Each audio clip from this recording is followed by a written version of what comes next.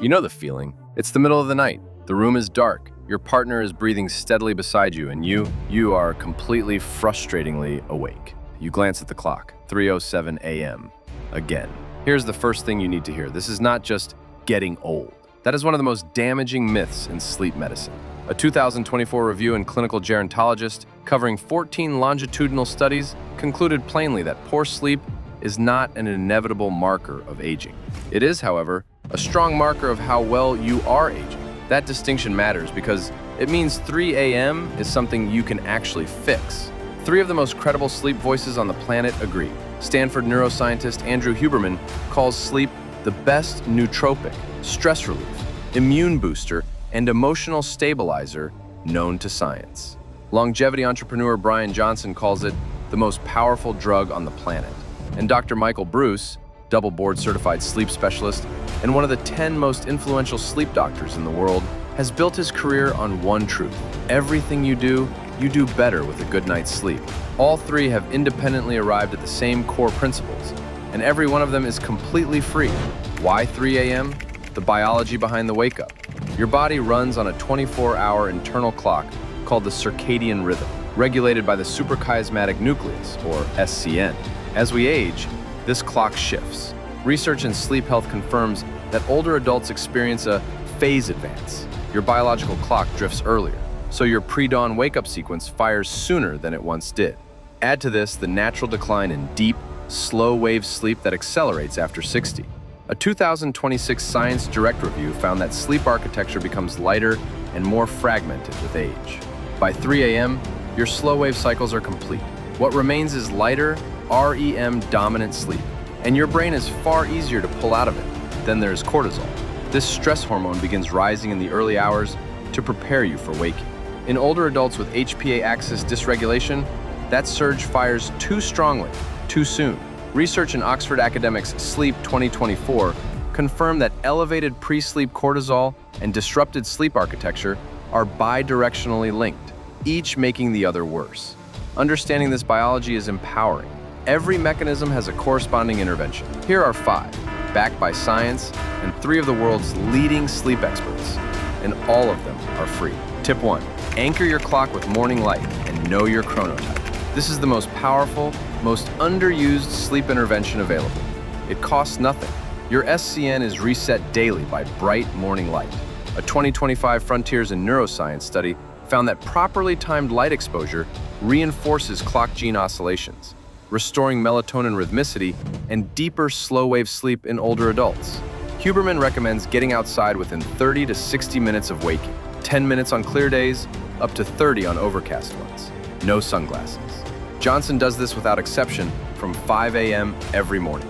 Dr. Breus adds a crucial layer, your chronotype. In The Power of When, he identified 4 genetically determined sleep types: lions, early risers; bears, solar cycle followers; wolves, night owls; and dolphins, light, irregular sleepers most prone to middle-of-the-night waking. Most sleep problems, Breus argues, are not disorders. They are a mismatch between lifestyle and chronotype. His free quiz is at sleepdoctor.com. Evening light is equally critical. Huberman avoids bright overhead light between 10 p.m. and 4 a.m. Johnson blacks out his bedroom entirely. Dr. Breus warns against phone scrolling, not just for blue light, but because devices create emotional engagement that keeps the brain aroused. Good sleep starts with what you do in those precious hours before bedtime, he says. The prescription?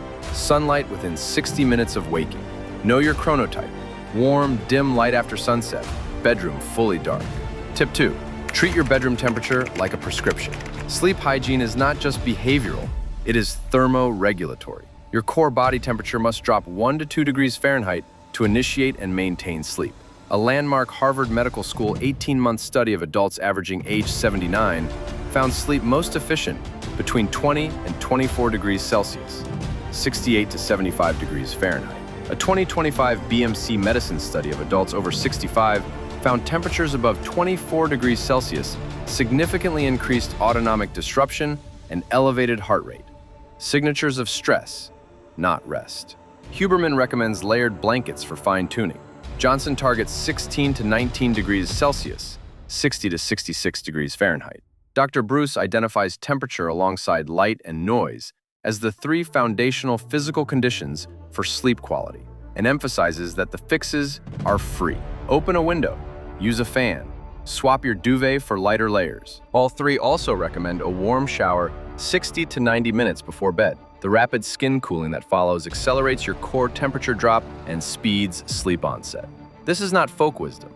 It is thermoregulatory physiology. The prescription? Bedroom 65 to 72 degrees Fahrenheit, 18 to 22 degrees Celsius. Warm shower 90 minutes before bed. Layer blankets to fine-tune. Tip 3. Move your body and use breathwork to rescue your 3 a.m. Exercise is among the most validated sleep interventions in the literature, particularly for older adults. It increases slow-wave sleep, reduces cortisol, and, as the 2025 Frontiers in Neuroscience Review confirmed, reinforces SCN function, a biological tune-up for the very systems aging degrades. Huberman and Johnson both prioritize morning exercise for its circadian anchoring effect. Dr. Breus recommends 20 to 30 minutes daily, with one critical caveat. Finish vigorous exercise at least 3 hours before bed, or it raises core temperature and heart rate at exactly the wrong moment. But here's what most people never hear. When you wake at 3 a.m. and cannot fall back asleep, Dr. Breus has a specific, immediate tool, the 4-7-8 breathing technique. Inhale for 4 counts, hold for 7, exhale for 8. This lowers your heart rate in the middle of the night, he explains, providing a calming sensation that makes it easier to fall back asleep. The extended exhale activates the parasympathetic nervous system, directly counteracting the cortisol spike that woke you. Huberman's NSDR, non-sleep deep rest, a body scan relaxation protocol derived from Yoga Nidra, works similarly. Free guided sessions are on YouTube right now. Search NSDR. Unlike a nap, it does not drain sleep pressure, making it ideal for afternoon recovery without compromising your night. The prescription: 20 to 30 minutes of daily exercise, finished 3 hours before bed. 4-7-8 breathing when you wake at 3 a.m., NSDR in the afternoon. Tip 4. Lock in your wake-up time and never move it. Here's where Dr. Breus makes his most counterintuitive and powerful point. Most people focus on their bedtime. Breus says the real anchor is your wake-up time. The most important rule in sleep is to wake up at the same time every day, including weekends, he states. Your body calibrates its entire hormonal schedule backwards from that consistent morning moment, when cortisol rises, when melatonin releases, when sleep pressure peaks. Shift the anchor, and everything downstream shifts with it. The evidence is clear. A 2024 clinical gerontologist review found irregular sleep-wake timing to be a key disruptor of sleep quality in older adults, independent of how long they slept. Johnson holds this to an extreme: bed at 8:30 p.m., up at 4:30 a.m. every night. Huberman recommends sleeping at your first wave of genuine sleepiness and never sleeping in by more than 1 hour on weekends. Dr. Breus prescribes choosing one wake-up time suited to your chronotype and holding it without compromise, 7 days a week. The wind-down matters equally. Dr. Breus and Johnson both recommend a 1-hour pre-bed routine of reading, gentle movement, journaling, or breathwork. Screens off, lights dimmed. When sleepiness arrives, honor it, Huberman says. Miss that first wave, and your brain will give you a second wind that pushes sleep back by hours. The prescription: one fixed wake-up time, daily. 60-minute wind-down ritual. Screens off, no alcohol. Quick pause. We want to hear from you. Drop a comment right now and tell us 2 things. 1. What country are you watching from? We have viewers from Australia, the UK, Canada, the US, South Africa, New Zealand. Represent your country below. 2. After tips 1 through 4, which one are you trying first? Morning light? Wake-up time? The 4-7-8 breathing? Tell us. Accountability starts in the comments. And if you are learning something your doctor has never told you, hit subscribe. We are building the most practical, science-backed, active aging community on YouTube. 1 tip left. Let's finish strong. Tip 5. What you eat and drink is part of the protocol. This final tip costs nothing extra. It is about removing things and timing what you already eat. All 3 experts are unequivocal on alcohol. Dr. Breus is direct. While alcohol helps you fall asleep faster, it prevents REM sleep and leads to fragmented rest. It also destroys deep sleep stages 3 and 4, when the brain's glymphatic system clears out beta amyloid and tau proteins linked to Alzheimer's disease. As you get older, drinking close to bedtime becomes even riskier, he warns. Johnson eliminates alcohol entirely. Huberman says there is no safe amount for sleep quality. The minimum. Stop drinking at least 3 hours before bed. On caffeine, Dr. Breus is precise. It has a half-life of 6 to 8 hours. Stop by 2 p.m., and half is gone by a 10 p.m. bedtime. Huberman pushes the cutoff to noon, critical for older adults already losing slow-wave sleep to age. What you eat matters too. Dr. Breus recommends a simple, free trick. Simmer a banana in hot water for 4 minutes. The result is a magnesium-rich tea that supports the GABA pathways promoting calm and sleep. Foods high in tryptophan, the precursor to melatonin, are equally powerful. Turkey, eggs, oats, almonds, dairy. A light, early evening serving costs nothing beyond your regular groceries. Finish your last meal at least 3 hours before bed, so digestion does not elevate your core temperature during the night.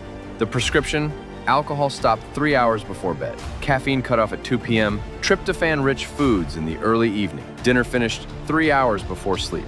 The bottom line: waking up at 3 a.m. is not your destiny. It is a signal from your circadian clock, your cortisol rhythm, your thermoregulatory system, and your daily habits that something is out of alignment.